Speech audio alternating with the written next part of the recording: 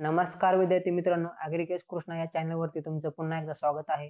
तुम्हाला जर आपले YouTube चॅनलवरले व्हिडिओ आवडत असतील तर नक्की त्यांना शेअर करा, सबस्क्राईब करा. तुमच्या मित्रांना जास्तीत जास्त ते काय करत जा, शेअर करत जा मित्रांनो. आणि आणखी कोणते टॉपिक आहेत जे ॲग्रीशी रिलेटेड आहेत, जे तुम्हाला त्याच्याविषयी माहिती पाहिजे असेल तर तुम्ही मला कमेंटमध्ये सांगू शकता की कोणत्या प्रकारचे व्हिडिओ अजून अपलोड करायचे ते मी करून देईल. ओके, तर चला आजचा आपला कृषी अधिष्ठानचा 5वा घटक ज्याचं नाव आहे जमिनीतील सेंद्रिय पदार्थ, जमिनीचे भौतिक व रासायनिक गुणधर्म.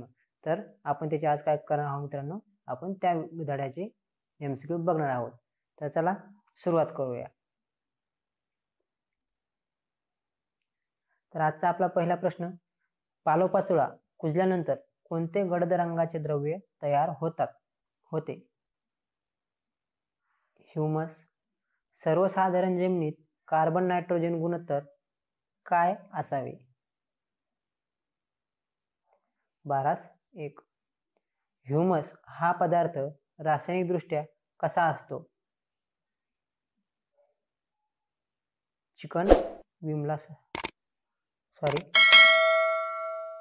ह्युमस हा पदार्थ रासायनिक दृष्ट्या कसा असतो?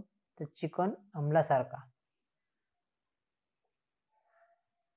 सेंद्रिय पदार्थांचा जमिनीच्या गुणधर्मावर कोणता परिणाम होतो? तर याचं उत्तर आहे मित्रांनो, नत्र स्थिरीकरण करणाऱ्या जीवाणूंची वाढ होते.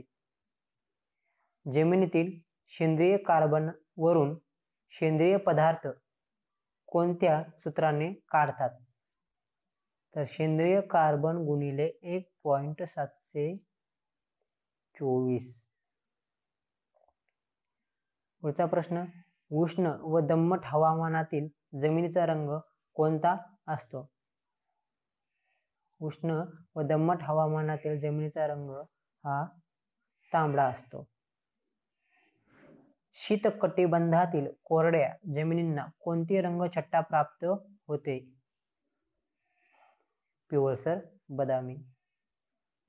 चांगल्या घडणीच्या जमिनीत सच्छिद्रता पोकळीचे प्रमाण किती टक्के असते? याचं उत्तर आहे मित्रांनो 40 ते 50. जमिनीत असणाऱ्या प्रत्यक्ष कणांच्या घनतेला जमिनीची कोणती घनता असे म्हणतात? त्याला म्हणतात खरी घनता. पुढचा प्रश्न बघूया, स्थूलमानाने मातीची घनता किती ग्रॅम घन सेंटीमीटर धरली जाते? 2.65. शेत जमिनीचा फूल व पोत टिकवण्यासाठी जमिनीचा साम किती ठेवावा? 6 ते 8. सर्व पिके चांगल्या वाढणीसाठी जमिनीची विद्युत वाहकता किती डेसिबल/मीटर असावी? 2 पेक्षा कमी. 2 पेक्षा कमी. तर अशा प्रकारे मित्रांनो आपण 5वा जो आपला पाठ होता जमिनीतील सेंद्रिय पदार्थ, जमिनीचे भौतिक व रासायनिक गुणधर्म आहे आपला कंप्लीट झालेला आहे. याही पाठाचे तुम्ही जास्तीत जास्त शेअर करा मित्रांनो तुमच्या, आणि आपल्या चॅनलला सबस्क्राईब करा.